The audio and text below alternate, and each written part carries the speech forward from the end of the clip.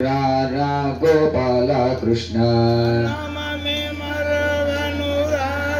గోపాల కృష్ణ గోపాల కృష్ణ భగవానికి జై లక్ష్మీ నృసింహ భగవానికి జై లక్ష్మీ నృసింహ భగవానికి జై హరే నమః.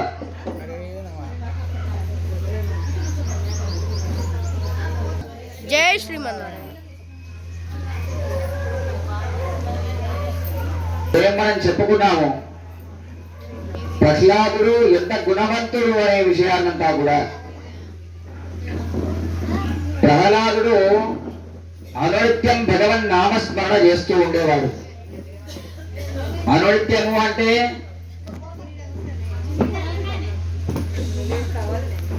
కూర్చుంటూ ఉండగా, నిలుచుని ఉండగా, తిరుగుతూ ఉండగా, తింటూ ఉండగా, ఏ పనిని చేసినా గాని ఆ పని యందు భగవంతుణ్ణి చూస్తూ ఉండేవాడు. నారదుల వారు ధర్మరాజుకి విషయాన్ని చెప్తూ ఉన్నారు. మహానుభావుడైనటువంటి ప్రహ్లాదునికి నిరంతరము భగవంతుని అందే భక్తి, భగవంతుని అందే తన యొక్క బుద్ధి అనే విషయాన్ని. ఈ నామస్మరణ గురించి తాను ఎన్ని కష్టాలు పడినాడు ప్రహ్లాదుడు ముందుగా రాబోతూ ఉన్నాయి. నిరంతరము కూడా భగవంతుణ్ణి సేవించాలి, భగవన్ నామస్మరణ చేయాలి అనేటటువంటి ఆపేక్షలో జీవిస్తూ ఉన్నటువంటి వాడు ప్రహ్లాదుడు. పానీయంబులు ద్రావుచున్ గుడుచుచున్ భాషింపుచున్ హాసలీలా నిద్రాదులు సేయుచున్ తిరుగుచున్ లక్షింపుచున్ సంతపశ్రీ నారాయణ పాద పద్మయుగలి చింతామృతాస్వాద సంధానుడై మరచంసురారుసుడే తద్విశ్వమున్ భూవరా. ఈ ప్రపంచాన్ని మరచిపోతూ ఉన్నారు. తాను చుట్టూ ఉన్నటువంటి వారందరినీ కూడా మరచిపోతూ నారాయణ నామస్మరణ చేస్తూ రమిస్తూ ఉన్నాడు. నీరు తాగేటప్పుడు, మాటలాడేటప్పుడు ఆ మాధవుని చింతయే, ఆహారం తీసుకునేటప్పుడు, ఆటలాడేటప్పుడు కూడా అచ్యుతుని యొక్క భజనమే. నవ్వుతూ నారాయణ ధ్యానం చేస్తూ ఉంటారు. చివరకు నిద్రలో కూడా ఆ నీరజాక్షుని యొక్క కలవరింపే, ఆ నీరజాక్షుని కలవరిస్తూ ఉంటారు.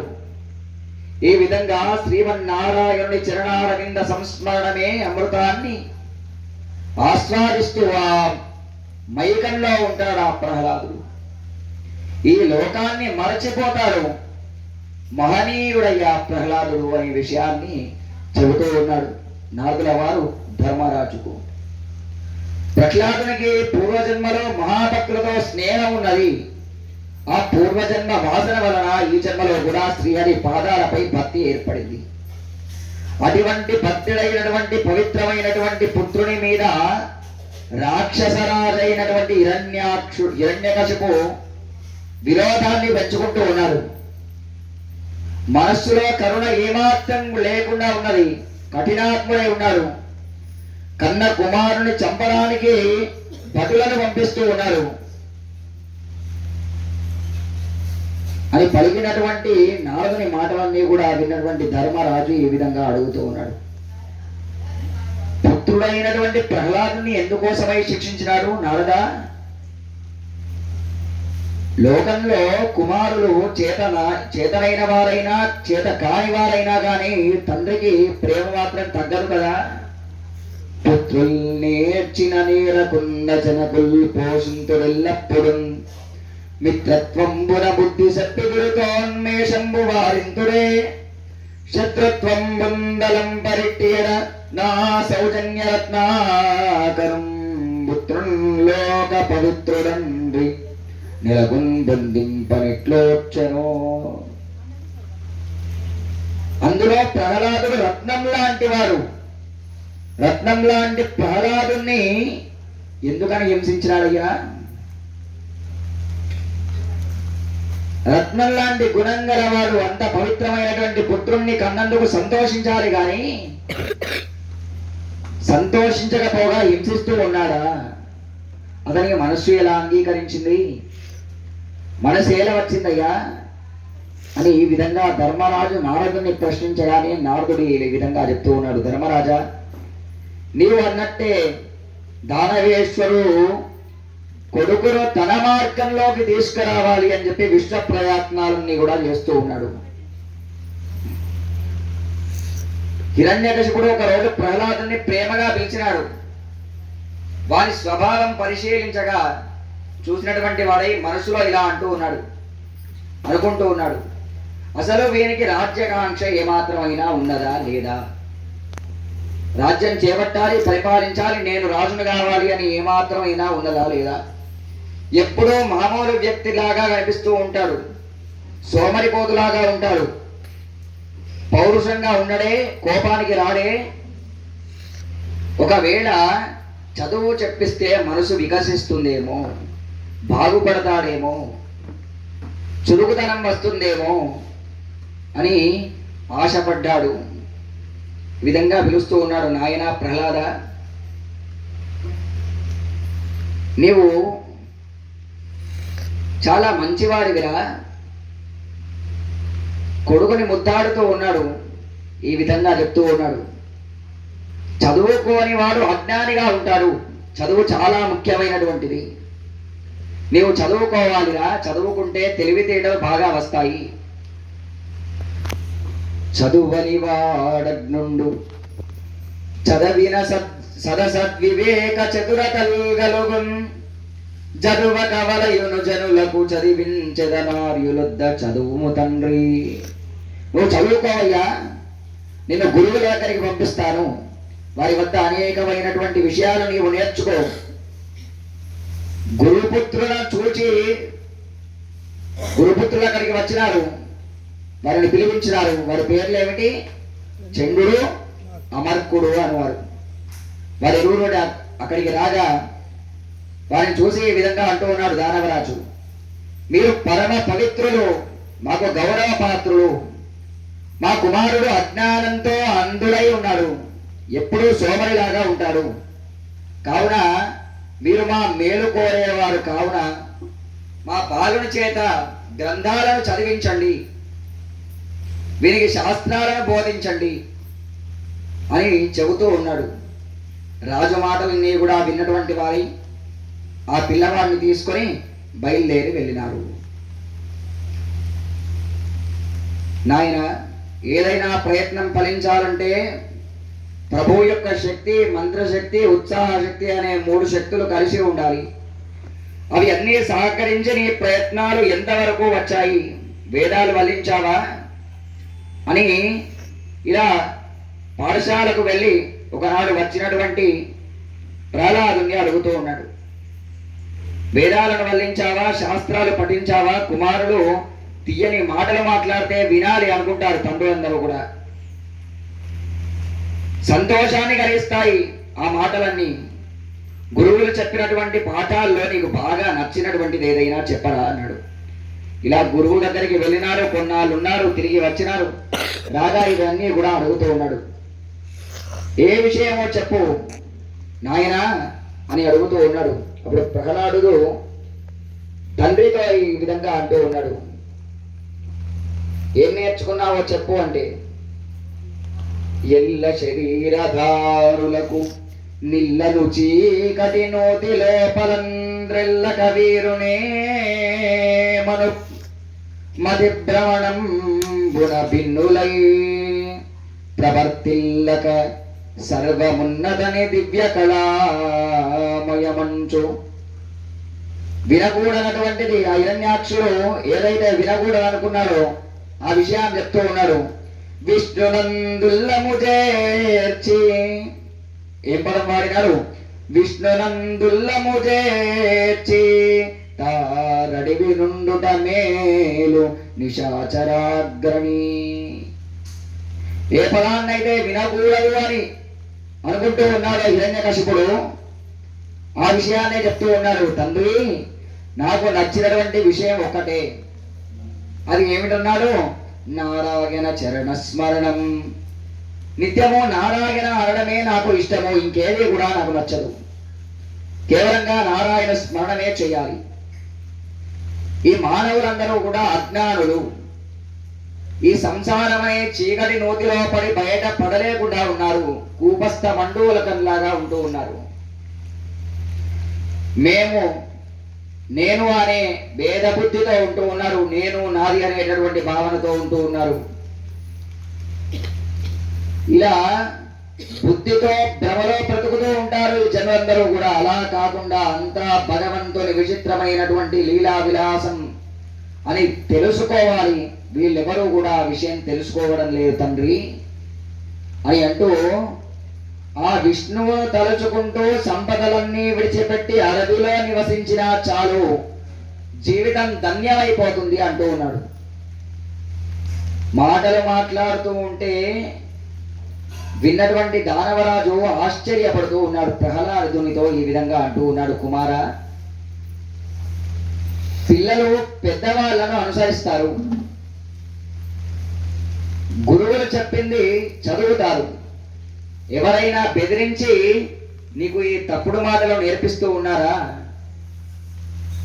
ఎవరైనా శత్రువర్గం వాళ్ళు నిన్ను కలుస్తూ ఉన్నారా నాకు తెలియకుండా?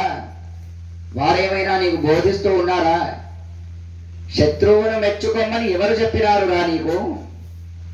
ఈ బుద్ధి నీకు ఎలా కలిగినది? ఎప్పటి నుండి కలుగుతూ ఉన్నది? ఎవరైనా ఉంటే చెప్పు అని అంటూ ఉన్నాడు. లేక రహస్యంగా ఈ చంద్రుడు అమర్కుడు గురువులిద్దరూ కూడా కలిసి ఈ బోధనంతా కూడా చేస్తూ ఉన్నారా? చెప్పరా నాయన అని అంటూ మెల్లిగా అడిగినాడు. మన దానవులందరికీ కూడా విష్ణుమూర్తి శత్రువు, బద్ధ విరోధి.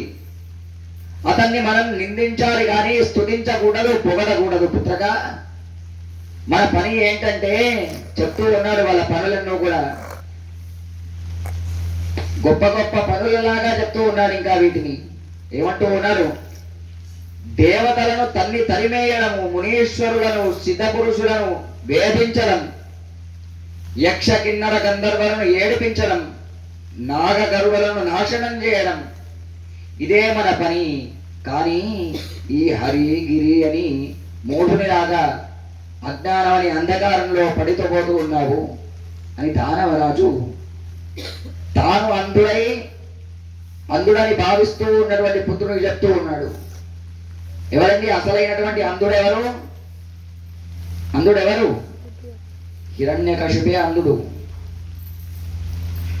ఆ శ్రీహరి వైపు ఆకర్షితమై ఆయన సన్నిధిలో విహరిస్తూ ఉన్నది నా మనస్సు. ఏ విషయంలోనూ ఆ మనస్సు నిలవడం లేదు. తండ్రి, నీవు విడవమంటూ ఉన్నావు ఆ నామస్మరణను, కానీ నేను విడవలేను. ఎందుకోసమని అంటే చెప్తూ ఉన్నాడు. ఏమని? మందార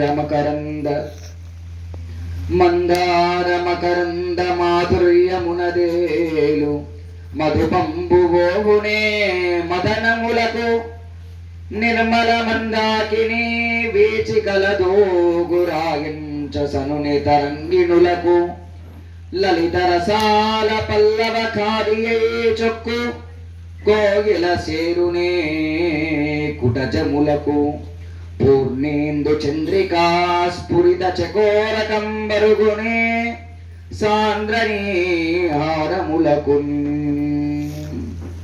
నంబుజోదర దివ్య పాదారవింద చింతనామృతపాన విశేషమత్త చిత్త మేరీ తినితరంబు చేరనేర్చు వినుత గుణశీల మాటలు వేయునేల.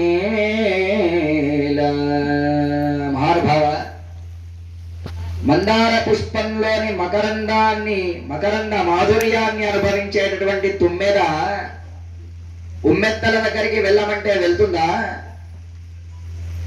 అలానే స్వచ్ఛమైన ఆకాశగంగా తరంగాలపై విహరించేటటువంటి రాజహంస బాగుల దగ్గరికి వంకల దగ్గరికి వెళుతుందా? తీయ మామిడి లేత చిగుళ్ళు తిని పులకరించిపోయేటటువంటి పరవశించిపోయేటటువంటి పాటలు పాడేటటువంటి కోయిలమ్మ కొండమల్లెల చెంతకు చేరుతుందా? నిండు పున్నమి పండు వెన్నెలలో విహరించేటటువంటి విహారం చేసే చకోరం దట్టమైనటువంటి మంచి పొరల వైపు పోతుందా? ఆ విధంగానే నా మనస్సు కూడా దివ్యమైనటువంటి విష్ణుపాద పద్మాలను మాత్రమే ధ్యానిస్తుంది, ఆయన చరణాలను మాత్రమే స్మరిస్తుంది. ఆ అమృతం గ్రోలుటలో పరవశించి ఆనందం పొందుతూ ఉంటుంది. ఆ పరమాత్మని చింత మాత్రమే చేస్తుంది. అటువంటి నా చిత్తం ఇతర విషయాల పైకి ఏ మాత్రం కూడా పోదు. సుగుణశీల, 1000 మాటలెందుకు? ఈ మాటలు విన్నటువంటి గురువులందరూ కూడా అక్కడ ఉన్నటువంటి చెండార్మర్కులు భయపడిపోయి చూస్తూ, పంచశరద్వయస్కుడవు బాలుడవించుకగాని లేవు, భాషించరు తర్కవాక్యములు, చెప్పిన శాస్త్రములోని అర్థమో ఒకించుకయైన చెప్పవ సురేంద్రుని ముందట మాకు, నౌదలన్ వంచుకొనంగ తల వంచుకొనంగ చేసిదివి వైరిభూషణ వంశదూషణ. చాలు బాలక ఆపు, 5 ఏళ్ల పసివాడివి, ఇంత లేవు, పిట్ట కొంచెం కూతగరం అన్నట్టుగా ఎక్కువగా మాట్లాడుతూ ఉన్నావే. మేము చెప్పినటువంటి శాస్త్రాల్లో విషయాలు చెప్పరా అంటే, ఆ మహారాజు ముందర మాకు తలవంపులు తెచ్చి పెడతావా? శత్రువును మెచ్చుకుంటావా?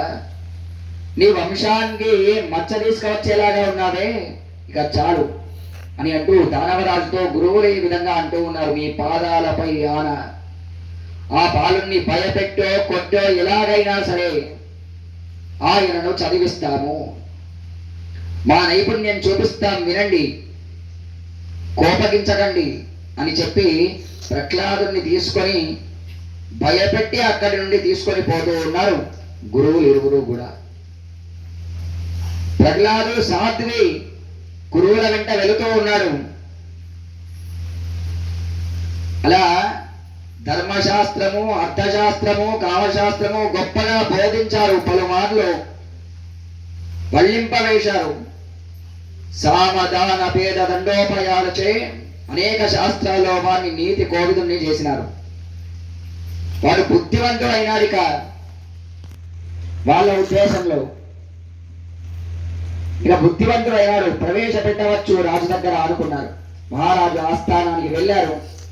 ముందుగా ప్రహ్లాదుని ముందుకు త్రోయగానే సాష్టాంగపడి నమస్కారం చేశాడు వినయంగా. హిరణ్యకశిపునితో వారు బాలకుని అన్ని విద్యలు నేర్పించామని చెప్తూ ఉన్నారు. శత్రువు వైపు నుండి బాలకుని మనస్సు మరలించామని చెప్తూ ఉన్నారు. నీతి కోవిదుని చేశామంటూ ఉన్నారు. ఏ విధమైనటువంటి నీతి కోవిదులో మరి? హరినామము పట్టనటువంటి వారు నీతి కోవిదురా? నీతి కోవిదుని చేశామంటూ ఉన్నారు. నీ కుమారునికి విద్యనంతా కూడా నేర్పినాము, నీవు పరీక్షించు అన్నాడు. తనకు వినయంగా నమస్కరించినటువంటి తనయుణ్ణి చూసినాడు దానవరాజు. ఆనందపడ్డాడు, ఆశీర్వదించాడు, ఆప్యాయంగా దగ్గరికి తీసుకున్నాడు. దగ్గరికి తీసుకుని తన యొక్క తలపై చేతిని ఉంచి నిమురుతూ ఉన్నాడు. ఏ విధంగా అంటూ ఉన్నారు ప్రహ్లాదుతో, ఈ విధంగా అంటూ ఉన్నాడు. ప్రహ్లాద, ఆశ్చర్యంగా ఉంది, నిన్ను చూసి చాలా కాలం అయింది. ఇంతకాలం గురువుల దగ్గర ఉన్నావు కదా, ఏమేం చెప్పినారు నాయన? నిన్ను ఎలా చదివించారు? నీవు చదువుకున్నటువంటి చదువులో సారం ఏమిటో తెలియజేయను ఆయన. నాకు నీ నోటుతో వచ్చేటటువంటి విషయాన్నంతా కూడా వినాలి అని ఆసక్తిగా ఉన్నది అని చెప్పి అడుగుతూ ఉన్నాడు. అలా అడగగా ఇక చెబుతూ ఉన్నాడు ప్రహ్లాదుడు. తండ్రి, గురువులను చక్కగా చదివించారు, బాగా చదువుకున్నాను అని అంటే సంతోషపడిపోతూ ఉన్నాడు. సంతోషపడిపోతూ ఈ విధంగా చెప్పనారంభించాడు ఇక తండ్రికి. చదివించిరి నను గురువులు చదివితి ధర్మార్థ ముఖ్య శాస్త్రంబులనే చదివినవి గలువు పెక్కులు చదువులలో మర్మమిల్ల చదివితి తండ్రి. గురువులు నన్ను చక్కగా చదివించారు, నేను ముఖ్యమైనటువంటి శాస్త్రాలని నేర్చుకున్నాను, అంతేకాదు చదువులలోని సారాన్ని రహస్యాన్ని తెలుసుకున్నాను తండ్రి అని చెప్పి, అది ఏమిటంటే అనగానే చిన్నామర్కులు అక్కడ నిల్చున్నారు. ఇక చూస్తూ ఉన్నారు ఏం చెప్తాడో ఏమిటో అని. ఏమి చెప్తే ఏమిటో, హిరణ్యకశిపు దగ్గర మంచి మార్కులు కొట్టివేయాలి అని వచ్చినటువంటి గురువులు వీరు. ఏం చెప్తాడు అని చూస్తూ ఉన్నారు. చూస్తూ ఉంటే ప్రారంభం చేసినాడు, గొప్ప మాటను చెప్పినాడు. శ్రవణం కీర్తనం విష్ణు స్మరణం పాదసేవనం అర్చనం వందనం దాస్యం సఖ్యం ఆత్మనివేదనము. దానవ చక్రవర్తి తండ్రిగా చెప్తూ ఉన్నాడు ఇలా, భక్తి మార్గములు 9. ఎవరికి భక్తిని బోధిస్తూ ఉన్నాడు? విష్ణువైరి అయినటువంటి ఆ యొక్క హిరణ్యకశిపుడు చెప్తూ ఉన్నాడు. భక్తి మార్గాలు 9. అవి శ్రవణము అంటే వినడము, కీర్తనము అంటే పాడడము, స్మరణము, నిత్యము కూడా ఆ భగవంతుణ్ణి స్మరించడము, పాదసేవనము, ఆ భగవంతుని పాదములకు నమస్కరించడము, అర్చనము, వందనము, దాస్యము, శరీరాన్నంతా కూడా తనకు అర్పించి వేయడం ఆ పరమాత్మకు, సఖ్యం ఆత్మ నివేదనం. ఈ 9 వివిధమైనటువంటి భక్తులు, 9 విధములైనటువంటి భక్తులు ఇవి.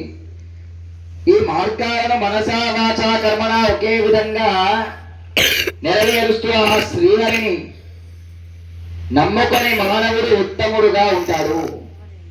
అలా ఉండడమే మంచిది అని చెప్తూ ఉన్నాడు. ఇది తప్ప మరొక సత్యం అనేటటువంటిది లేదు అనగానే ఇక పక్కకు ఉన్నటువంటి చెండామర్కులను చూడాలి. భయపడిపోతూ చూస్తూ ఉన్నారు. లోకంలో గుడ్డి వారికి వెన్నెల విలువ తెలియదు, చెవిటి వారికి శంఖధ్వని వినబడదు అంటూ తండ్రికే చెప్తూ ఉన్నారు. అంధేందు దయముల్ మహాబదిర శంగారావముల్ మోక సంగద్ధాఖ్య అపనముల్ నపుంసక వధూకాంక్షల్ కృతజ్ఞావలి బంధుత్వం బులు భస్మావ్యములు లుప్తద్రవ్యముల్ క్రోడ సద్గంధంబుల్ హరిభక్తి వర్జిందుల రిక్త వ్యర్థ సంసారముల్. లోకంలో గుడ్డివానికి వెన్నెల విలువ తెలియదు, చెవిటి వారికి శంఖధ్వని వినబడదు, మూగవానికి పుస్తక పఠనం సాధ్యం కాదు. అలా ఎలాంటి ఫలించదు, కృతజ్ఞులకు బంధుత్వం కుదరదు. బూడిదలో వేసినటువంటి హోమ ద్రవ్యము ఫలితాన్ని హరిభక్తి లేనటువంటి వారికి వారి జీవితాలు కూడా వ్యర్థములే అని నేను భావిస్తూ ఉన్నాను అన్నాడు. ఇంకా చెప్తూ ఉన్నారు ఏమంటూ, కమలాక్షు నర్చించు కరములు కరములు, కమలాక్షు నర్చించు కరములు కరములు, శ్రీనాథు వర్ణించు జిహ్వ జిహ్వ, సురరక్షకుని జోచు చూర్కులు చూర్కులు, శేషశాయికి మృక్కు శిరము శిరము, విష్ణునా కన్నించు వీణులు వీణులు, మధువైరిదవలిన మనము మనము, భగవంతు వలగొను పదములు పదములు, పురుషోత్తముని మీది బుద్ధి బుద్ధి, దేవదేవుని చింతించు దినము దినము, చక్రహస్తుని ప్రకటించు చదువు చదువు, కుంభినీదవు చెప్పెడి గురువు గురువు, తండ్రి తండ్రి పో తండ్రి హరి జేరమను వాడు తండ్రి తండ్రి తండ్రి వినవయ్యా, శ్రీహరిని పూజించే హస్తములే హస్తములు. ఆ చిన్మయుని పూజించకపోతే ఆ చేతులు సార్థకత లేనటువంటివే. శ్రీనాథు వర్ణించు జిహ్వ జిహ్వ. ఆ నారాయణ అనేటటువంటి స్మరణ చేసేటటువంటిదే గొంతు, లేకుంటే అది ఉన్ననో కూడా లేనటువంటిదే. స్వరక్షకుని చూడుకలు చూడుకులు. ఈ కనులు ఉన్నాయంటే ఆ పరమాత్మ దర్శనం కొరకే, లేదంటే వారు కనులు లేని కబోధితోడే సమానము. శేషశాయికి మొక్కు శిరము శిరము. ఈ శిరస్సు ఉన్నది అంటే ఆయనకు సాష్టాంగపడి నమస్కారం చేయడానికే తండ్రి. అలా పురుషోత్తముని మీది బుద్ధి బుద్ధి. ఆ నారాయణునిపై బుద్ధి కలగకపోతే వానికి బుద్ధి ఉన్నను లేని దానితోనే సమానము, లేనట్టే అంటూ ఉన్నాడు. ఎవరికి చెప్తూ ఉన్నాడు ఈ మాటలన్నీ? హిరణ్యకశిపుకు చెప్తూ ఉన్నాడు. ఇంకా ఏమంటూ ఉన్నాడు? కుంభినీదవు చెప్పెడి గురువు గురువు. హరి యొక్క వచనములు చెప్పేటటువంటి వాడు మాత్రమే గురువు. వచనము చెప్పనటువంటి వాడు గురువే కాదు అని అంటూ, తండ్రి హరి చేరుమనేది వాడు మాత్రమే తండ్రి. తండ్రి హరి అనేటటువంటి పదాన్ని పలుకు అంటేనే వాడు తండ్రి, లేదంటే తాను తండ్రే కాదు అన్నాడు. హరయే నమః. ఈ విషయాన్నంతా కూడా తండ్రికే చెప్తూ ఉన్నాడు. ఏ తండ్రి అయితే హరినామ కీర్తన చేయకురా ఆయన వైరి అని అనేటటువంటి ఆయనకే చెప్తూ ఉన్నాడు. దానవేంద్ర వినవయ్యా, కేవలంగా నారాయణ స్మరణమే చెయ్యాలి. నారాయణ స్మరణ చేస్తేనే ఆ జన్మ తరిస్తుంది అనే విషయాన్ని చెబుతూ ఉంటే ఈయనకు కోపం వస్తూ ఉన్నది. కోపం ఆగడం లేదు. చెండామర్కులను చూస్తూ ఉన్నాడు. చెండామర్కులు గజగజ వణికిపోతూ ఉన్నారు. ఇవి ఏవి కూడా మేము చెప్పినవి కావు అంటూ ఉన్నారు. ఏమిరా శాస్త్రాలు నేర్పుతారని తీసుకెళ్లి వారికి విరోధి అయినటువంటి విష్ణు కథలు నోడిపోస్తారా? నీవు ద్రోహబుద్ధితో చేసినటువంటి పని ఇది. నీవు పవిత్రమైనటువంటి భృగు వంశంలో పుట్టిన వాడివని నమ్మి నా బిడ్డలను నీకు అప్పగిస్తే విరోధి కథలు బోధిస్తావా? నీవు అసలు గురువువే కాదు, గురువు ఆకారంలో ఉన్నవాడవే కానీ నిజమైనటువంటి గురువును కాడే కావు అన్నాడు. మాకు ఇంత ద్రోహం చేస్తావా అని ధిక్కరిస్తూ ఉన్నాడు. అప్పుడు గురువులు భయపడుతూ ఇలాగా అంటూ ఉన్నాడు. మిత్రులము పురోహితులము పాత్రులమే మదియుగాక భార్గవులము. నీ పుత్రుని నిటువల చేయక శత్రులమే దైత్య జలధి చంద్రమ వింటే. రాక్షసరాజా, మా వల్ల ఏ తప్పు కూడా లేదు. మీ ఇష్టానికి వ్యతిరేకంగా మేము ప్రవర్తించము. నీ దయకు పాత్రులము. మేము మీ మేలు కోరేటటువంటి వారమే కాక ఇలాగా బోధించడానికి మేమేమి మీ శత్రువులమా? ఆలోచించండి అనగానే దానవరాజు ఇలాగా అంటూ ఉన్నాడు. ప్రహ్లాదుని చూసినాడు. చూచి, ఓరి ప్రహ్లాద, నీకు ఈ విషయాలన్నీ కూడా గురువులు చెప్పలేదు, మరి ఎవరు నేర్పుతూ ఉన్నారు? శత్రువుల తరపు వారు ఎవరైనా వస్తూ ఉన్నారా నీ వద్దకు అని అంటూ బెదిరిస్తూ ఉన్నాడు. అప్పుడు ప్రహ్లాదుడు తండ్రితో ఈ విధంగా అంటూ ఉన్నాడు. తండ్రి, జీవులు కారు చీకటి లాంటి సంసారమైనటువంటి మాయలో పడి కోరికలు చెప్పుకోకుండా చస్తూ పుడుతూ మరలా చస్తూ పుడుతూ ఈ చక్రంలో పడి తిరుగుతూనే ఉంటారు ఆ జీవులు. అటువంటి వారికి శ్రీహరిపై భక్తి దానంతట అదే పుట్టరు.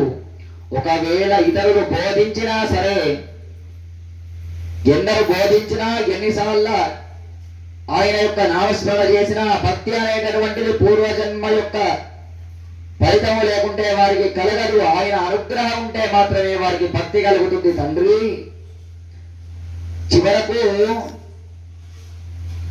ఎక్కడికి వెళ్ళినా సరే ఆ నారాయణుని యొక్క అనుగ్రహం ఉంటే వారు జీవించగలుగుతారు. కానీ ఆ నారాయణుని అనుగ్రహం లేకుంటే తన పట్ల భక్తి కలగదు, ఎవరు బోధించినా తెలియదు అన్నాడు. భక్తి ఏర్పడదంటూ ఉన్నాడు. చివరకు అడవుల్లోకి తీసుకెళ్లినా ఫలితం లేదు.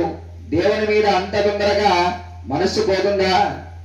ఒక్కసారి నారాయణ నామస్మరణం అలవాటైంది అంటే అది ఏమిటండి? ఏమిటి? నారాయణ నామస్మరణం.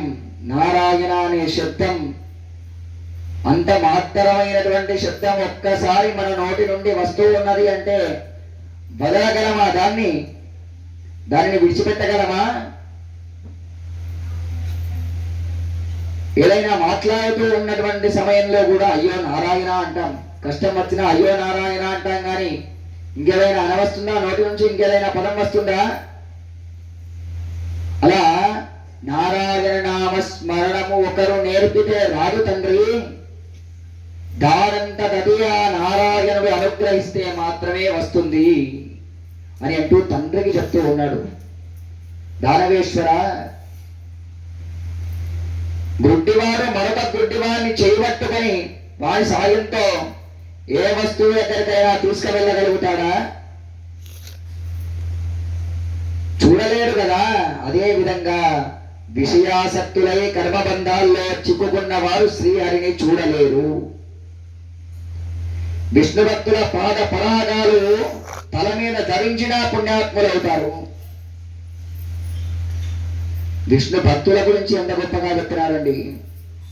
ఆ స్వామిని కనులారా చూడగలిగినటువంటి వారు ఎవరైనా ఉన్నారా అంటే కేవలంగా పరమాత్మ యొక్క భక్తులు మాత్రమే. అంతేగాని సంసారంలో కొట్టుమిట్లాడేటటువంటి వారు కాదు.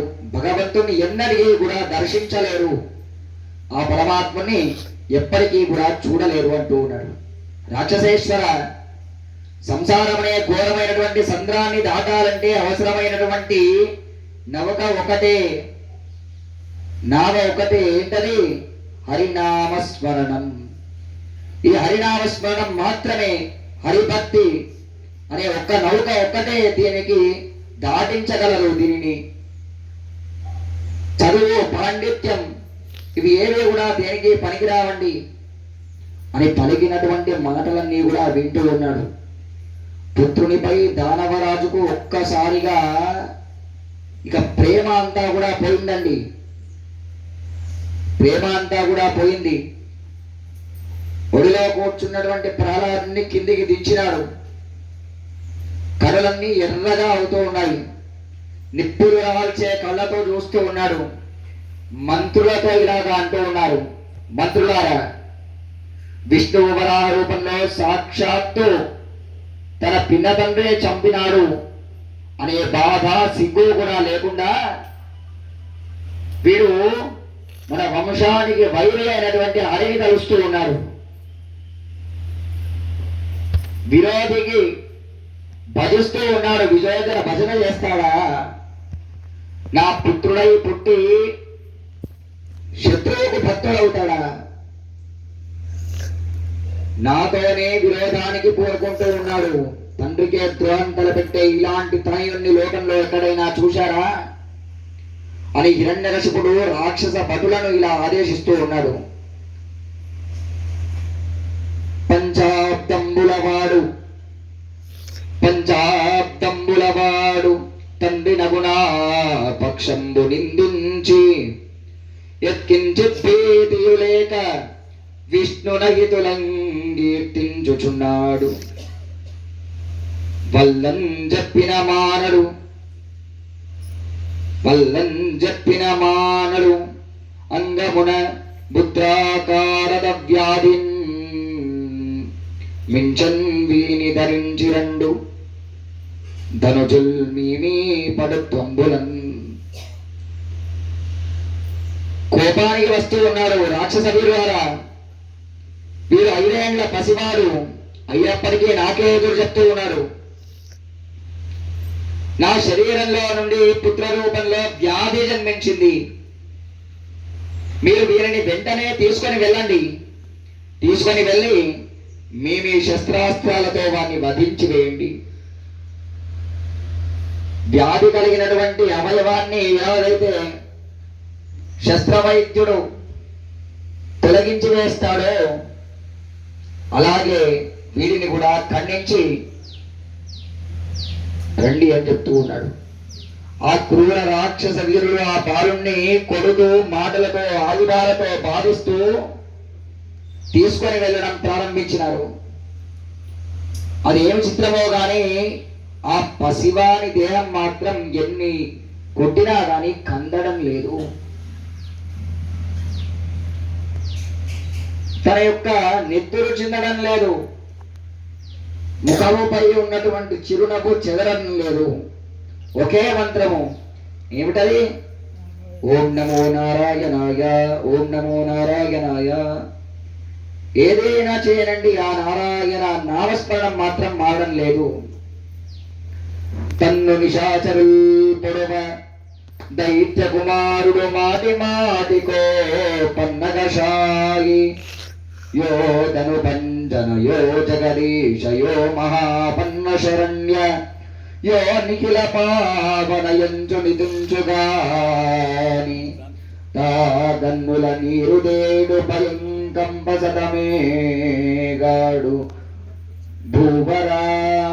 ధర్మరాజా, రాక్షసులు ఆ విధంగా చిత్రహింసలు పెడుతూ ఉంటే ఆ ప్రహ్లాదుడు మాటి మాటికి ఓ పన్నగశాయి, మాధవ, మధుసూదన, లోకేశ్వర, నారాయణ అంటూ ఉన్నాడు. ఏమాత్రం కూడా భయపడడం లేదు, భయం అనేలే లేదు.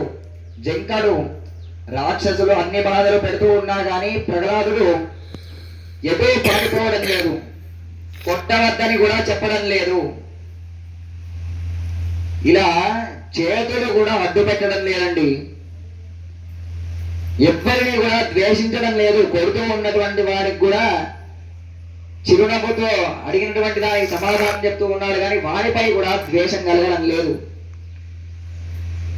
ఇటువంటి బాలుడు అసలు ఎక్కడైనా ఉంటాడా? ఎక్కడైనా మనం చూస్తామా? హిరణ్యకశిపుని ప్రయోగాలన్నీ కూడా విఫలమైపోతూ ఉన్నాయి. ఇక లాభం లేదు.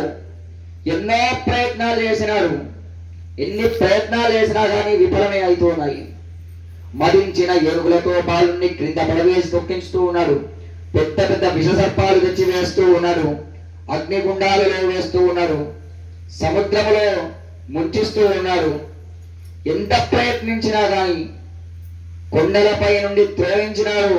ఇవే కాకుండా ఇంకా అనేక రకరకాల బాధలన్నీ కూడా పెడుతూ ఉన్నాడు. ఎన్ని పెట్టినా కానీ ఎంతకు వాడిని చంపలేకపోతూ ఉన్నారు. అందుకు రాక్షసరాజు దిగులు పడుతూ ఉన్నాడు. ఎందుకోసమని? పుత్రుడు మరణించడం లేదని. ఇది ఎక్కడి విచిత్రము? పుత్రుడికి ఏదైనా ఆపద కలిగింది అంటే తండ్రి బాధపడాలి. రాక్షస బుద్ధి అంటే ఏమిటి? ఇది కాదా మరి? ఏకాంతంగా ఆలోచిస్తూ ఉన్నాడు. అసలు ఎవరు కాపాడుతూ ఉన్నారు వీడిని అని అంటూ ముంచిది వార్తులంగదల మెత్తిది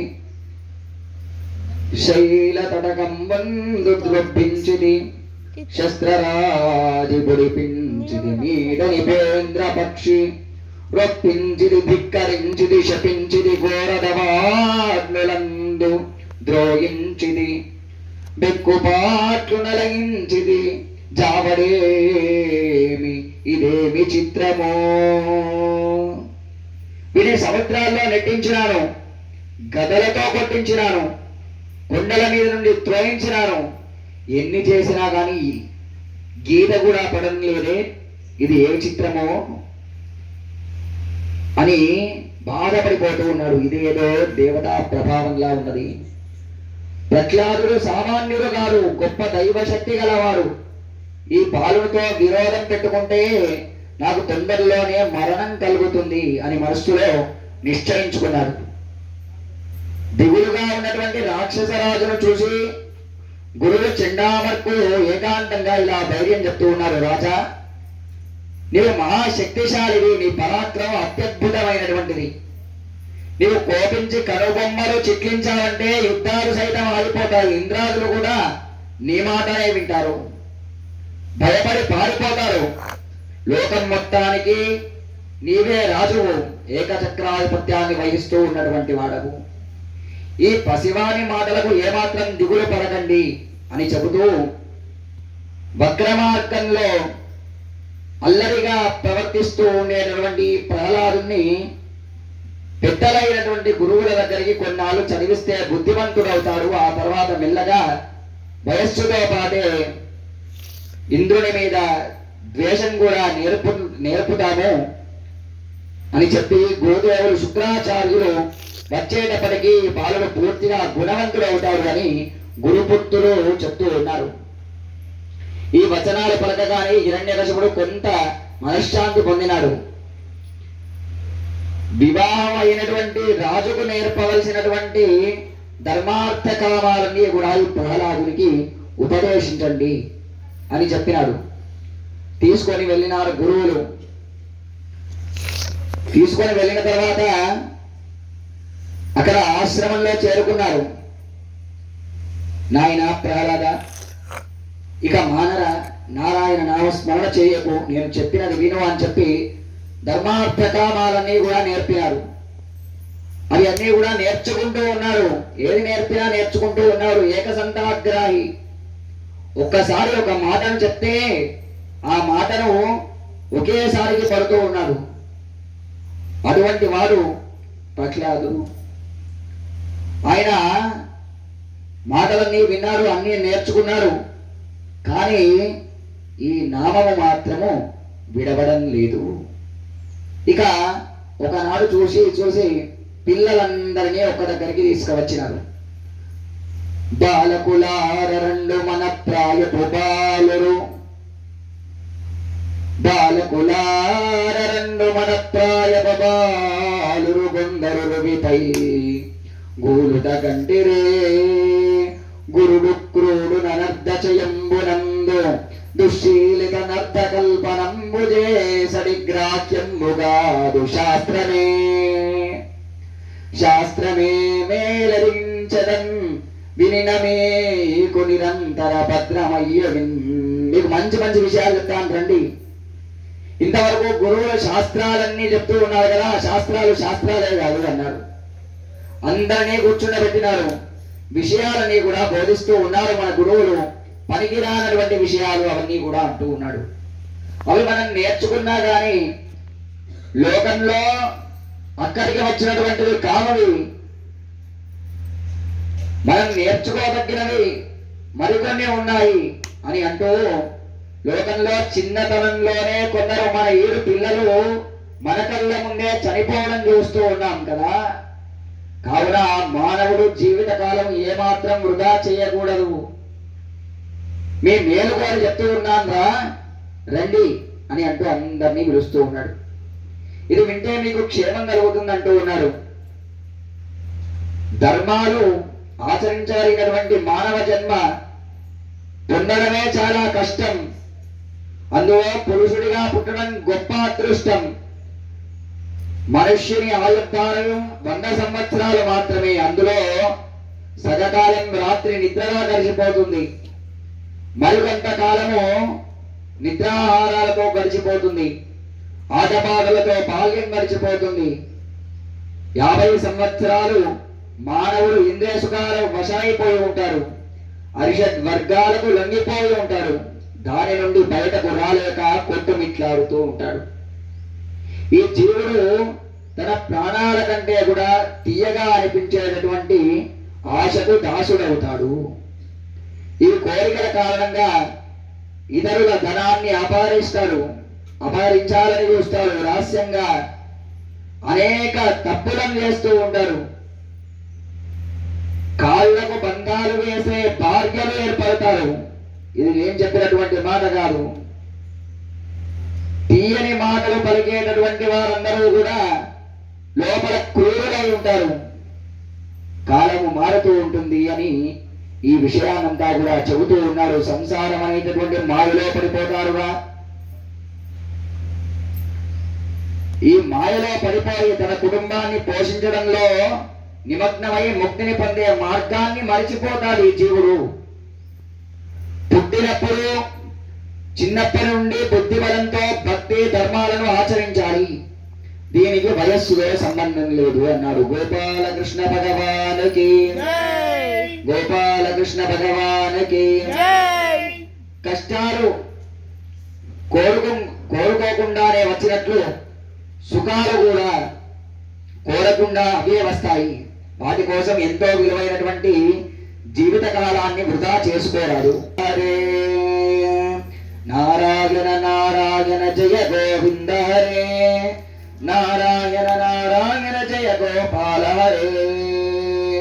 ఈ విధంగా నారాయణ నామస్మరణను అందరితో అనిపిస్తూ ఉన్నారు. ఇక అక్కడ ఉన్నటువంటి వారందరూ కూడా తన్మయత్వము చెంది భజిస్తూ ఉన్నారు. నారాయణ నామస్మరణం చేస్తూ ఉన్నారు. ఆ నారాయణ నామస్మరణను చేస్తూ చేస్తూ అందరూ కూడా ముక్తులైపోతూ ఉన్నారు. కొంతసేపటికి చెండామర్కులు కూడా అక్కడికి వచ్చినారు, లోపలికి వచ్చినారు. ఇక వారు కూడా వీరు పాట పాడుతూ ఉంటే, వీరు కీర్తిస్తూ ఉంటే నారాయణ స్మరణలో వారు కూడా మునిగిపోయినారు. గోపాలకృష్ణ భగవానికి, గోపాలకృష్ణ భగవానికి, గోపాలకృష్ణ భగవానికి. ఈ విధంగా అందరూ కూడా నృత్యాన్ని చేస్తూ ఉంటే ఇక మేలుకున్నారు చెండామర్కులు ఇద్దరు కూడా. ఆపండి ఆపండి ఆపండి అంటూ లోపలికి వచ్చినారు. నీవే చెడిపోయినావని చెప్పి నిన్నే బాగు చేద్దామని తీసుకువచ్చి ధర్మార్థ కావాలని కూడా నీకు నేర్పుతూ ఉన్నావు. వీరందరినీ కూడా నీవు చెడగొడతావా? ఇక నీవు మాట అక్కర్లేదు, నిన్ను ఉంచుకుంటే మా ప్రాణాలకు ముప్పు అని చెప్పి తీసుకువెళ్ళి మళ్ళీ తన తండ్రి అయినటువంటి హిరణ్యకశిపుడి దగ్గర ప్రవేశపెట్టినారు. ప్రవేశపెట్టగా చెబుతూ ఉన్నారు వచ్చినటువంటి చెండామర్కులు, వీడు మారరు, వీడిని మార్చడం మా వల్ల కాదు. వీరు మారకపోగా ఉన్నటువంటి పిల్లలందరినీ కూడా మారుస్తూ ఉన్నారు. అందరూ నారాయణ నారాయణ అని మేము వెళ్ళేసరికి భజిస్తూ ఉన్నారు అని చెప్పగానే ఆవేశాన్ని పొందుతూ ఉన్నాడు హిరణ్యకశిపుడు. ప్రహ్లాదుడు వచ్చి వినయంతో ఎదురుగా నిల్చున్నారు. దైత్యరాజు వారితో ఇలాగా అంటూ ఉన్నాడు, అర్పగా నా ఆజ్ఞ లేకుండా ఆకాశంలో ఆదిత్యుడు కూడా అదిగా ప్రకాశించరు. నేను చెబితేనే సూర్యుడు ఉదయిస్తారు, నేను చెబితేనే అస్తమిస్తారు. అందరూ కూడా భయపడిపోతారు. వాయువు అగ్ని కూడా నా ఆజ్ఞను పాటిస్తారు. నా ఆజ్ఞను కాదని యముడు కూడా ప్రాణికోటి ప్రాణాలు తీయడానికి బయటకు రాడు. దేవేంద్రుడు గాని, యక్ష కిన్నర కింపురుషాదులు గాని, గంధర్వ విద్యాధులే గాని అందరూ కూడా భయపడి హడలిపోతారు నన్ను చూసినటువంటి వారికి. అటువంటిది నీవు నా ముందుకు వచ్చి మాటల్ని కూడా మాట్లాడుతూ ఉన్నావా అని అంటూ ఉంటే కొంత కూడా భయం కనబడడం లేదు, కొంత కూడా భయం కనబడడం లేదు ముఖంలో. నీ అహంకారం ఏమిటి? జనార్దనుని జయించడం సాధ్యం కాదు అని అంటూ ఉన్నావు. ఆ విష్ణువుకే పౌరుషం ఉంటే, అతడే వీరుడైతే, నేను యుద్ధరంగంలో దేవతలను దండిస్తూ ఉన్నాను, నా ముందుకు రాలేదే. ఇంద్రాదులను కూడా భయపెట్టించి పరిగెత్తించినటువంటి వారిని, తూర్పున ఉన్నటువంటి ఇంద్రుడిని దక్షిణానికి మరలగొట్టినటువంటి నేను నేను అంటూ ఉన్నారు. ఇక అహంకారం కూడా పెరిగిపోతూ ఉన్నది, కాలం దగ్గర పడుతూ ఉన్నది. ఆ విధంగా అతడే వీరుడైతే రాడే మరి వచ్చి వాళ్ళను కాపాడలేదేమి అని అంటూ ఉన్నాడు. ఆచార్యులు చెప్పింది వినకుండా నీ తోటి బాలులకు కైవల్యం మీద కాంక్ష పుట్టిస్తావా? మన విరోధి అయినటువంటి విష్ణువు నా ముందే పొగడతావా? మన రాక్షస వంశ సాంప్రదాయాలని కూడా చెడగొడతావా అని అంటూ మన రాక్షస వంశ సాంప్రదాయాలని కూడా బూడిదపాలు చేస్తూ ఉన్నావు. నీవు కులద్రోహివి, నీచుడివి. నీ వంటి వాణ్ణి చంపడం చాలా మంచిది. నిన్ను చంపినా గాని మా వంశంలో ఉన్నటువంటి వారందరూ కూడా సంతోషిస్తారు. నిన్ను చంపితే గాని మా వంశానికి మచ్చ రాకుండా ఉంటుంది అన్నాడు. ఇంకా ఈ విధంగా చెప్తూ ఉన్నారు, బలవంతుడనే జగముల బలముతో జనక వీర పావమున మహాబలులు జయించుడు నివ్వని బలమున నాడినవు నాకు ప్రతి వీరుడవై. ఎవరి బలాన్ని చూసుకున్నావురా నీవు? దిక్కులు గెలిచినటువంటి వారిని అందరూ నీవే దిక్కని అంటూ ఉన్నారు నన్ను. నీకెవరురా దిక్కు? ఎవరిని చూసుకొని నీకు ఈ ధైర్యము? మహాబలవంతులను జయించాను నేను. నీవు ఎవరి బలాన్నైతే చూసుకొని ఉంటూ ఉన్నావో ఆ బలం ఎవరో రమ్మను వారిని. బలం చూసుకొని నాతో విరోధం పెట్టుకుంటూ ఉన్నావు అని గట్టిగా దానవరాజు అంటూ ఉన్నాడు.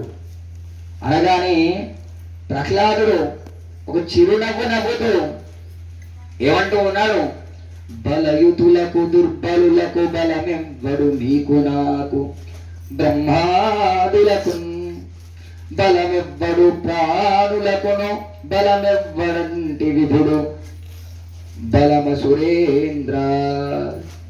చిరునవ్వు నవ్వుతూ చెప్తూ ఉన్నాడు, రామేశ్వర, లోకంలో బలవంతులకు బలహీనులకు ఎవరైతే బలమో, ఎవరైతే అందరి లోపల బలంగా ఉన్నాడో,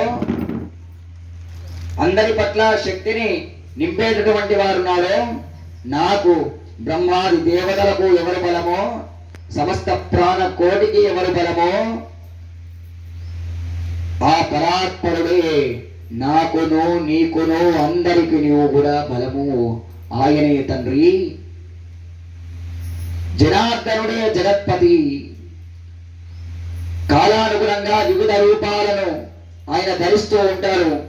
ధర్మ మార్గం నుంచి తప్పేటువంటి మనస్సు కంటే శత్రువు ఇంకా ఎవరు ఉండరు. నీవు శత్రువు అంటూ ఉన్నావు కదా, నీకు శత్రువు ఎవరో కాదు, నీ మనస్సే నీ శత్రువు అంటూ ఉన్నాడు. ఎవరండి?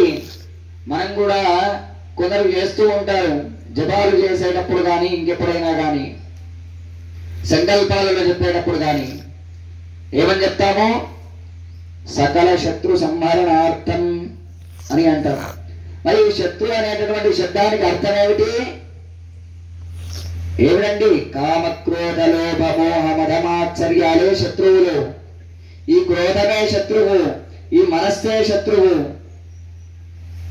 వీటినే దాటాలి.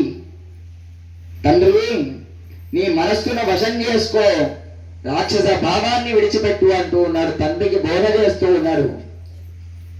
నీ ఎదుట సత్యం చెప్పడం లేదు, వారందరూ కూడా నీకు ప్రియమైనదే చెప్తూ ఉన్నారు.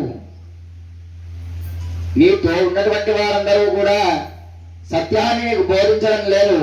నీకు భయపడినటువంటి వారి నీవు ఏది చెబితే సంతోషిస్తావో అది మాత్రమే చెబుతూ ఉన్నారు. అది తెలుసుకో తండ్రి. తండ్రి, లోకాలన్నీ కూడా క్షణాల్లో జయించావు, కానీ నీ మనస్సును ఇంద్రియాలను జయించలేదు. వాటి ముందు నీవు ఓడిపోతూ ఉన్నావు. నిన్ను హరిషడ్ వర్గాలు బంధించి వేశాయి. ఇలాంటివన్నీ కూడా అంటూ ఉన్నారు. మరొకసారి ఆలోచించు. భేదభావం లేకుండా సమదృష్టి అలవరుచుకో. నిరంతరం మనస్సుని ఆ మాధవునిపై నిలుపు.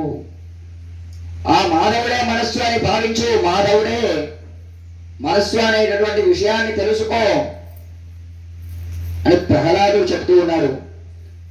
ప్రహ్లాదుని మాటలు విన్నటువంటి వాడి కఠోరమైనటువంటి మాటలు విన్నాను అని అనుకుంటూ దానవరాజు హుంకరిస్తూ ఉన్నాడు. కుమతి అంటే మతి లేనటువంటి వాడా, ఇంతకు తెగించినావురా? చావుకు కూడా నీవు తెగించినావు కదరా? నీకు నేనంటే భయం లేదు, ఎవరన్నా నీకు భయం లేదు. ఎవరిని చూసుకొని రానికి పొగరు.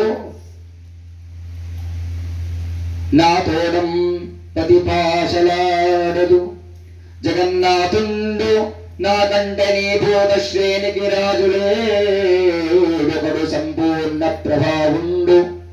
మద్రాతం చంపిన మున్ననే వెతికించన్ బల్మారు నారాయణుండు ఉండే తద్విశ్వములోన లేడు మరి వాడిండెందురా దుర్మతి.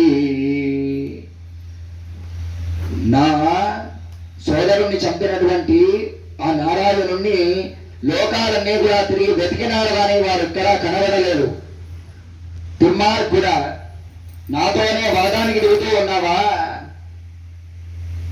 ఎక్కడ ఉన్నాడో చెప్పు, ఉంటే ఎక్కడ కనబడతాడో నాకు తెలియజేయు అనగానే, తండ్రి ఎక్కడ ఉన్నాడు ఎక్కడ ఉన్నాడు అంటూ ఉన్నావు కదా, కలడంబోధి కలడంబోధి కలడు గాలి గలడం ఆకాశంబునన్ గుంభినిన్ గలడగ్నిన్ దిశల్ల బగల్ల నిశలన్ ఖద్యోత చంద్రాత్మలన్ గలడోంకారమునన్ త్రిమూర్తుల దిళింగ వ్యక్తులందంతటన్ గలడీశుండు గలడు తండ్రి వెదుకంగా నేల నియాయడన్. తండ్రి, భగవంతుడైనటువంటి విష్ణుమూర్తి లేని చోటంటూ ఏదీ లేదు. ఇక్కడ అక్కడ అనేటటువంటి భావం లేదు. సముద్రంలో, ఆకాశంలో, భూమి పైన, అగ్నిలో, అన్ని దిశలలో ఆ శ్రీహరి ఉన్నారు. ఓంకారంలో, శ్రీకారంలో తాను ఉన్నారు. త్రిమూర్తులలో ఉన్నారు. స్త్రీ పురుష నపుంసక వ్యక్తులలో ఉన్నారు. అక్కడ ఇక్కడ వెతకడం ఎందుకు? సర్వేశ్వరుడు అంతటా నిండి ఉన్నాడు, నీలో కూడా ఉన్నాడు తండ్రి అని చెబుతూ ఉంటే హిరణ్య కశిపు ఇంకా కోపం వస్తూ ఉన్నది. ఆయన చూస్తూ ఉన్నారు ఇంకేం మాట్లాడతాడు అని. అవునా, ఇంకెక్కడ ఉన్నాడురా అని అంటే నవ్వుతూ సమాధానాన్ని చెప్తూ ఉన్నారు. ఇందు గలనందు లేదని సందేహము వలదు, ఇందు గలనందు లేదని సందేహము వలదు, చక్రి సర్వోపగతుండెందు వెదకి చూచిన నందందే గలడు దానవాగ్రని వింటే. దానవ సార్వభౌమ శ్రీహరి ఒక్క చోట ఉన్నాడని వేరొక చోట లేడని సందేహించవలదు. నువ్వు ఎక్కడెక్కడ వెతికితే అక్కడ ఉంటాడు. అచ్యుతుడు అన్ని ప్రదేశాల్లో ఉన్నాడు. ఎక్కడెక్కడ వెతికితే అక్కడక్కడ కనిపిస్తాడు. నా మాట నమ్ము అని ఈ విధంగా తండ్రి కొడుకులు పరస్పరం వాదాలు చేసుకుంటూ ఉండగా శ్రీహరి ప్రహ్లాదుడేమో శ్రీహరి అన్ని రూపాలలో ఉంటాడు, అంతటా ఉన్నారు, ఎక్కడ చూసినా కనబడతాడు అని తండ్రికి చెప్తూ ఉన్నాడు. నమ్మకంగా చెప్తూ ఉన్నాడు. భక్తుని యొక్క కోరిక తీర్చాలి. వదిలేస్తే తండ్రి హిరణ్యకశిపుడు శ్రీహరి ఎక్కడా లేడు అని వాదిస్తూ ఉన్నాడు. అయినా కానీ లేదు తండ్రి అంతటా ఉన్నాడని ఈయన చెప్తూ ఉన్నాడు. ఈ వాదాలు పెరిగిపోతూ ఉన్నాయి. ఎవ్వరూ కూడా తగ్గడం లేదు. అప్పుడు శ్రీ మహావిష్ణువు శ్రీ నరసింహ రూపంలో సమస్త చరాచర జీవ వస్తు జలములలో ప్రపంచమంతా కూడా నిండిపోయినాడు. ఆ స్వామి దానవరాజు ఎక్కడ కోరుతాడో తెలియదు. ఇక్కడ అంటే అక్కడే ఉండాలి, ఎక్కడ చూపుతాడో తెలియదు. ఈ ప్రహ్లాదుడు ఏ స్థావరాన్ని నిలబెట్టి అక్కడ ఉన్నాడు అని చెబుతాడో తెలియదు. అందుకోసమని అంతగా నిండిపోయినాడు. ఇక తృణము దగ్గర నుంచి సముద్రము దాకా ఆయనే అంతా నిండి ఉన్నారు. యస్త్వయామంద భాగ్యోక్తో మదన్యో జగదీశ్వరః క్వాసౌ యది సర్వత్ర కస్మాత్ స్తంభేన దృశ్యతే. ఈ విధంగా అడుగుతూ ఉన్నారు, అంతగా చూపిస్తూ ఉన్నారు. ఇక్కడ ఉన్నారురా అని అడుగుతూ డింబక సర్వస్థలముల నంభోరుహనేత్రుడు ననుచు మిగుల సంరంభమున బలిగదవి స్తంభంబున చూపగలవేణి చక్రంగిక్రిం. ఓ మూర్ఖుడా, శ్రీహరి అన్ని చోట్ల ఉన్నారు అంటూ ఉన్నావు, గొంతు చించుకొని చెబుతూ ఉన్నావు. అయితే ఈ యొక్క సకల వస్తువులలో ఉన్నారు కదా, సకల వస్తువులలో ఉన్నారంటూ ఉన్నావు కదా, మరి ఏ స్తంభంలో ఉన్నారా అని అడుగుతూ ఉన్నారు. చక్రి ఇక్కడ ఎక్కడ ఉన్నాడంటూ ఉన్నావు. ఈ స్తంభంలో చూపకపోతే మాత్రం నీ తల తెగిపోతుంది సుమా. ఆ సమయంలో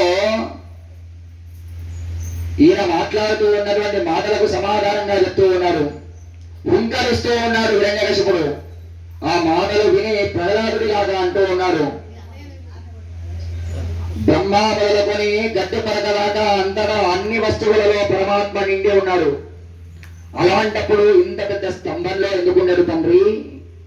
ఈ స్తంభంలో ఉండడానికి ఏమాత్రం అనుమానం లేదు. కావాలంటే పరమాత్మ ఇప్పుడే ప్రత్యక్షంగా దర్శనమిస్తారు కూడా అని పలికేసరికి హిరణ్యకశిపుడు ఒక్కసారిగా వికటాట్టహాసంగా నవ్వుతూ ఉన్నారు.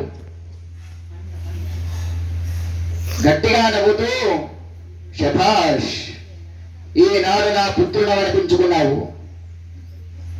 ఇన్నాళ్ళకు నాకు ఉపకారం చేస్తూ ఉన్నావు. నువ్వు ఇన్ని సంవత్సరాలుగా నేను ఎదురు చూస్తూ ఉన్నాను.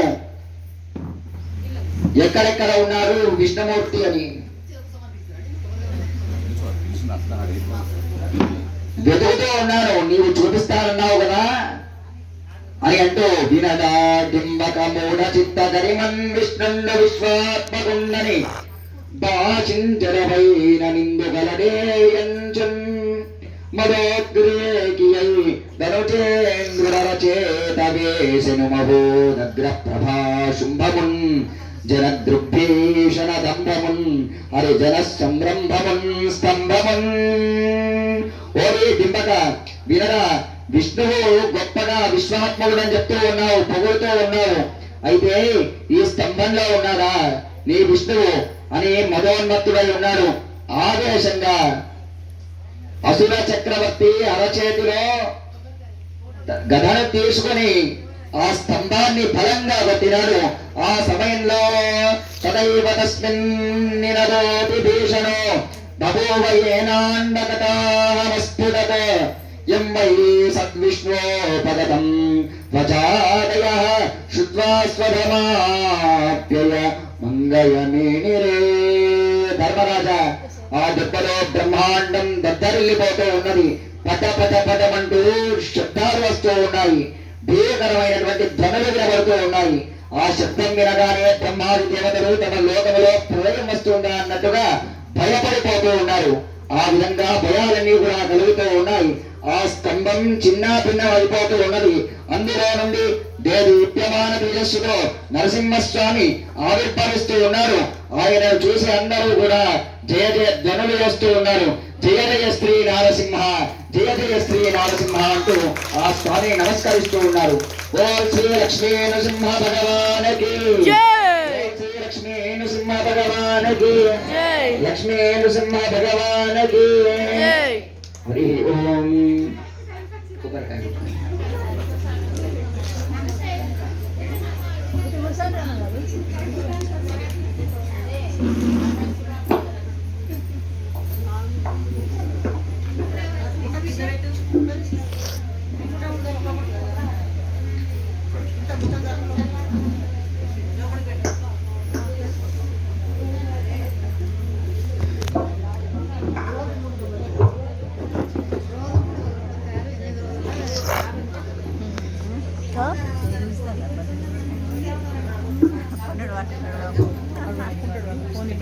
చుట్టూ తీసుకున్నావు, మరి చుట్టూ తీసుకురా, తీసిన అందరిని కవర్ చేసుకురా.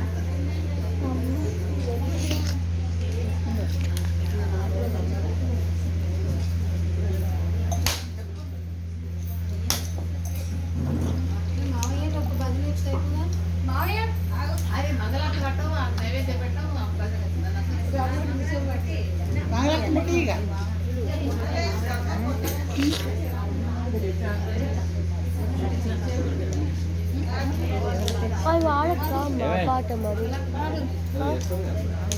కాబట్టి ఇప్పుడు వాడతా తాతయ్య తర్వాత నరసింహస్వామి లక్ష్మీ నృసింహ భగవానికి లక్ష్మీ నృసింహ భగవానికి ఆ ఉరుములు ఉరుముతూ ఉన్నాయి. ఉరుముతూ ఉన్నటువంటి సమయాన దిగి వచ్చినాడు స్వామి. ఆయన ముఖము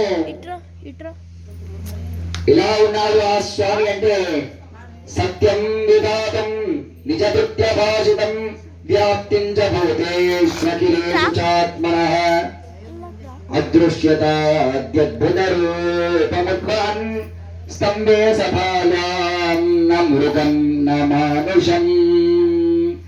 సగము శరీరమంతా కూడా మానవ రూపము, ముండమంతా కూడా మానవ రూపము, ముఖము సింహాకృతిలో ఉన్నది. ఆయనను చూసినటువంటి వాడై భయపడిపోతూ ఉన్నాడు హిరణ్యకశిపు. నీవేనా అరివి అంటూ యుద్ధానికై వస్తూ ఉన్నాడు, యుద్ధం చేయడానికై వస్తూ ఉన్నాడు. తాను యుద్ధాన్ని చేస్తూ ఉంటే నరసింహస్వామి ఒక చేత ఇలా వేలుతో తాకగానే అటుగా పడిపోతూ ఉన్నాడు. ఆ యుద్ధాన్ని ఎంత గొప్పగా వర్ణించినాడు అంటే, గరుత్మంతుడు సర్పాన్ని ఓడించినప్పుడు ఎలాగైతే 2 కాళ్ళతో సర్పాన్ని పట్టుకుంటారో అలా 2 చేతులతో వాడిని పట్టుకొని అటు ఇటు విసురుతూ ఉన్నాడు. ఇంకా యుద్ధాన్ని చేయాలి అని చెప్పి ఈ హిరణ్యకశిపు వస్తూ ఉన్నాడు. నరసింహస్వామి అతను ఎక్కడెక్కడా లేరు. గాలినా కాదు, ఆకాశమునా కాదు, భూమిపై కాదు, అట్లే రాత్రి కాదు, పగలు కాదు. అలానే వారు కోరుకున్నటువంటి విధంగానే మానవుడు కాదు, జంతువు కాదు. అలా ఆ పరమాత్మ నృసింహావతారమును దాల్చి దానవరాజును పట్టి గరువుడు పామును పట్టినట్లుగా నృసింహుడు అవలీలగా అసురుణ్ణి పట్టుకొని వారు ప్రాణభీతితో అటు ఇటు తిరుగుతూ ఉంటే త్వరలపై పెట్టుకొని ప్రాణములు ఉన్నవి కావు, లేనివి కావు అయినటువంటి గోళ్లతో చీల్చి తనను వధించి వేసినాడు. నృసింహ భగవానికి, నృసింహ భగవానికి, నృసింహ భగవానికి. జయ జయ నరసింహ భగవన్ లక్ష్మీ నరసింహ. జయ జయ నరసింహ నరసింహ. జయ జయ నరసింహ భగవన్ లక్ష్మీ నరసింహ.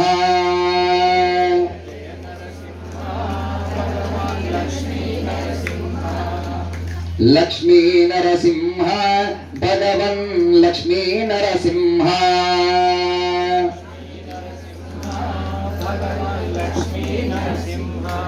भगवन् प्रहलाद रक्षक है, भगवन् प्रहलाद रक्षक है, भगवन् प्रहलाद रक्षक है. धर्मपुरीश्वर है, भगवन् धर्मपुरीश्वर है, धर्मपुरीश्वर है, भगवन् धर्मपुरीश्वर है. जय जय नरसिंह भगवन् लक्ष्मी नरसिंह. जय जय नरसिंह भगवन् लक्ष्मी नरसिंह. लक्ष्मी नरसिंह भगवन् लक्ष्मी नरसिंह. ओ लक्ष्मी नृसिंह भगवान की जय. ओ लक्ष्मी नृसिंह भगवान की जय. लक्ष्मी नृसिंह भगवान की जय. నృసింహ పరబ్రహ్మణే నమః. ఉగ్రరూపంలో ఉన్నారు. ఇక దేవతలందరూ కూడా భయపడిపోతూ ఉన్నారు. భయపడిపోతూ ఉంటే లక్ష్మీదేవిని పంపినారు. అమ్మా స్వామిని శాంతపరచవమ్మా అని అంటూ పంపితే ఆయన మాత్రం ఉగ్రరూపాన గర్జన చేస్తూ, ఆ గర్జనకు వీరంతా కూడా భయపడిపోతూ ఉన్నారు. లక్ష్మీదేవి కూడా ముందుకు వెళ్ళడానికి భయపడిపోతూ ఉన్నది. అలా భయపడిపోతూ ఉన్నటువంటి లక్ష్మీదేవి ఈ విధంగా చెప్తూ ఉన్నది, ఇది అంతా కూడా ప్రహ్లాదుని కొరకే చేసినాడు కదా. అనగానే బ్రహ్మాది దేవతలు కూడా ఈ విధంగా చెప్తూ ఉన్నాడు.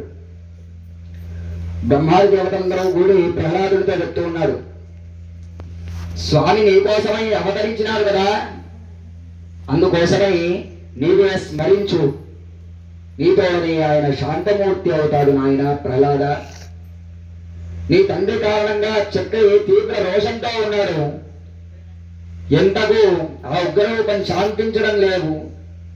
నీవే మెల్లగా వెళ్ళి స్వామిని చల్లపరచు తండ్రి అని అనగానే బ్రహ్మ మాటను శిరసావహించి ప్రహ్లాదుడు చేతులు జోడించినాడు. మెల్లమెల్లగా అడుగులు వేసుకుంటూ ముందుకు వెళుతూ ఉన్నాడు. సమీపించినాడు. ఆయన దివ్య పాద పద్మాలకు సాష్టాంగ నమస్కారం చేసినాడు. అప్పుడు భక్తవత్సలుడు ప్రసన్నుడై ప్రహ్లాదుని ప్రేమగా చూస్తూ ఉన్నాడు.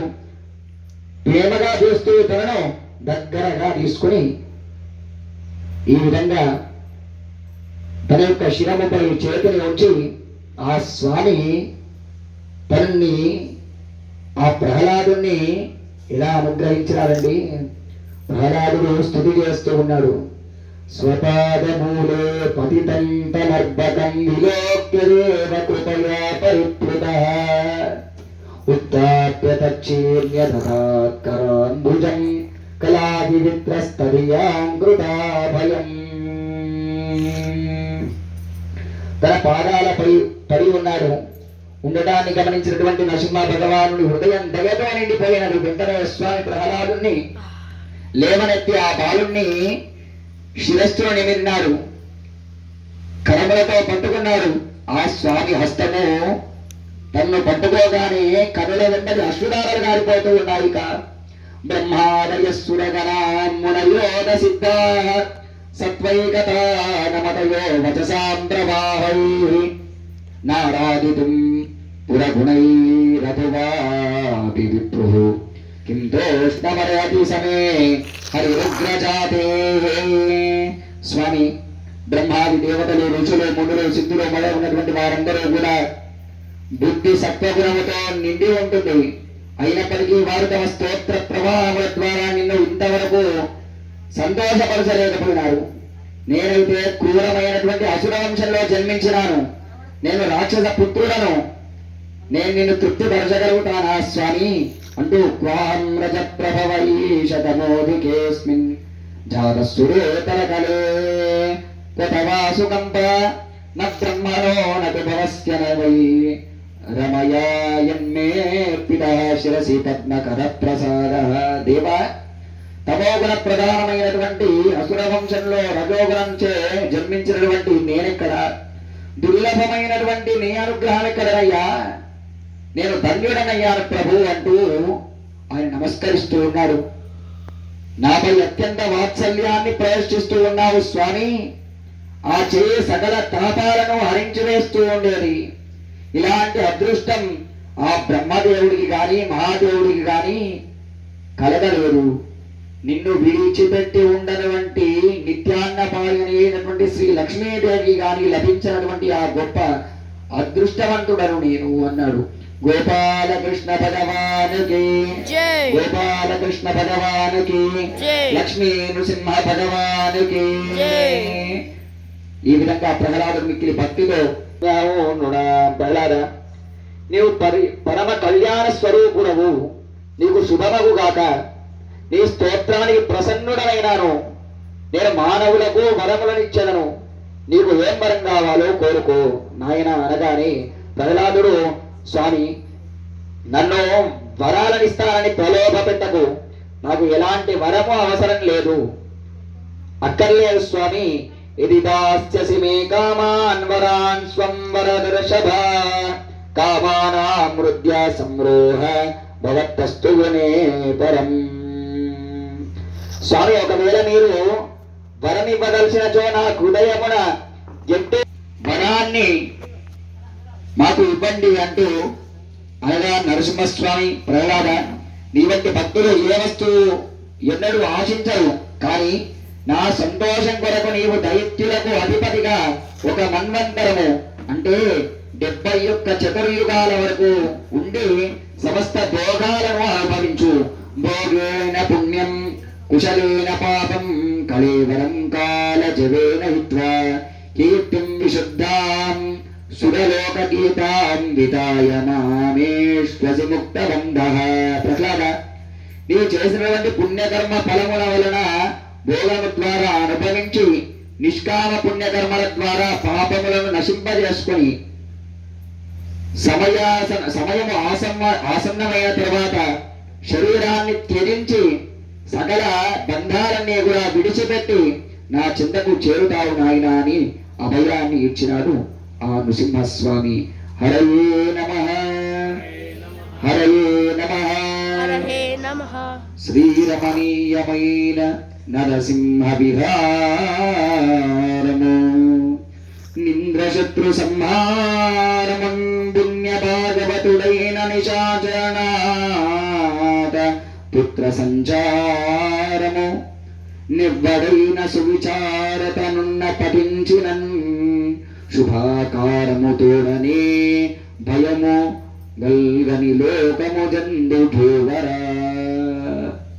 రాజా, మంగళకరమైనటువంటి స్త్రీ నృసింహావతార ఘట్టాన్ని ఎవరైతే వింటారో వారు ఆ పరమాత్ముని యొక్క అనుగ్రహానికి పాత్రులవుతారు.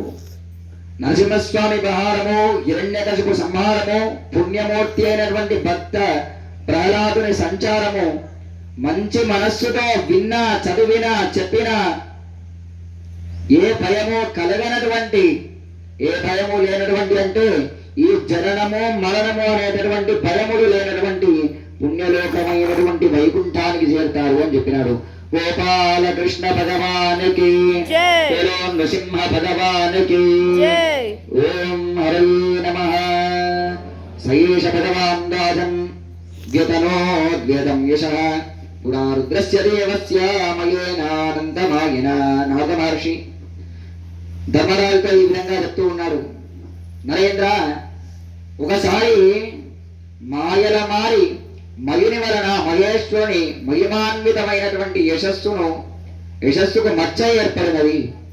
అప్పుడు శ్రీహరి మహాదేవునికి జయం కలిగించడానికి ఆయన కీర్తికి వన్నె వచ్చినాడు. ఇది విన్నటువంటి ధర్మజుడు ఇలా అడుగుతూ ఉన్నాడు, మయుని వలన నీలకంఠునికి కీర్తికి ఎలా కలంకం కలిగినది? మయుడు ఏం చేసినాడు? శ్రీహరి ఆ సమస్యను ఎలా పరిష్కరించాడు? దేవతల దాడులను తట్టుకోలేక ఉన్నటువంటి రాక్షసులు తలదాచుకునేటటువంటి తావు లేకపోయింది. మహామాయావి రాక్షస శిల్పి అయినటువంటి మయుడు వారికి ఆశ్రయం కల్పించాలనేటటువంటి ఉద్దేశంతో 3 పట్టణాలను నిర్మించాడు.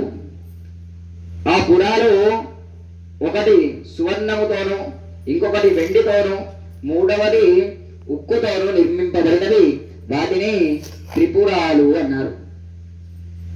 బయటకు కనబడకుండా కోరినటువంటి చోటకి ఎగిరి వెళ్ళేటటువంటి శక్తి గల ఆ నగరము. మాయాశక్తితే రాక్షసులు దేవతలను పలు విధాలుగా బాధ పెడుతూ ఉన్నారు. ఆ రాక్షసుల బాధలు తట్టుకోలేక దేవతలంతా పరమశివుని ప్రార్థించగా శివుడు త్రిపురవాసులైనటువంటి రాక్షసులైనటువంటి అసురులపై ఆగ్నేయాస్త్రాన్ని ప్రయోగించగా రాక్షసులందరూ కూడా మరణించారు.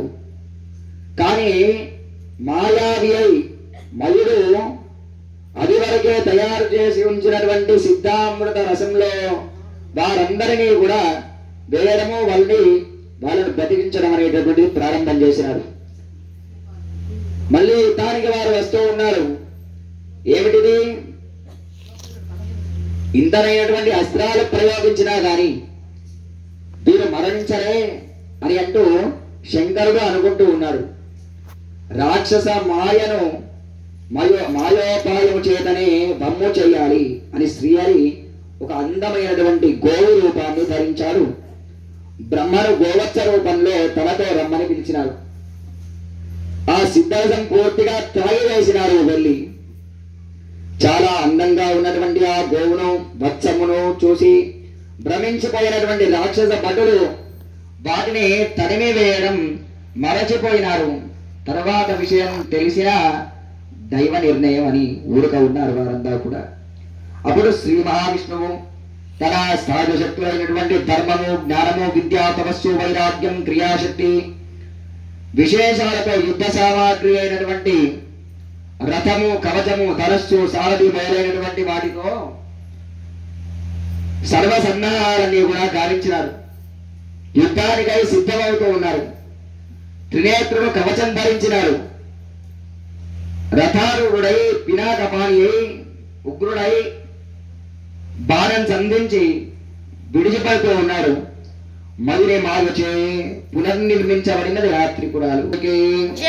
గోపాలకృష్ణ భగవానికి, గోపాలకృష్ణ భగవానికి.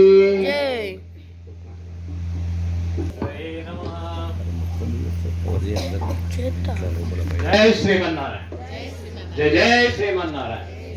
గోపాలకృష్ణ భగవానికి. తులసీ దళాలతో తులతూచుదామంటే, తులసీ దళాలతో తులతూచుదామంటే, రుక్మిణమ్మను నేను కానయ్యా ఓ కృష్ణయ్య, అంత భక్తి నాకు లేదయ్యా. తులసీ దళాలతో తులతూచుదామంటే, రుక్మిణమ్మను నేను కానయ్యా ఓ కృష్ణయ్య, అంత భక్తి నాకు లేదయ్యా. వెన్నా మేగడలతోని గోరు ముద్ద తినిపించా, వెన్నా మేగడలతోని గోరు ముద్ద తినిపించ, యశోదమ్మను నేను కానయ్యా ఓ కృష్ణయ్య, అంత ధర్మ నాకు లేదయ్యా. తులసీ దళాలతో తులతూచుదామంటే, రుక్మిణమ్మను నేను కానయ్యా ఓ కృష్ణయ్య, అంత భక్తి నాకు లేదయ్యా. యమునా తీరమందు రాస క్రీడలాడంగా, యమునా తీరమందు రాస క్రీడలాడంగా, రాధమ్మను నేను కానయ్యా ఓ కృష్ణయ్య, అంత ప్రేమ నాకు లేదయ్యా.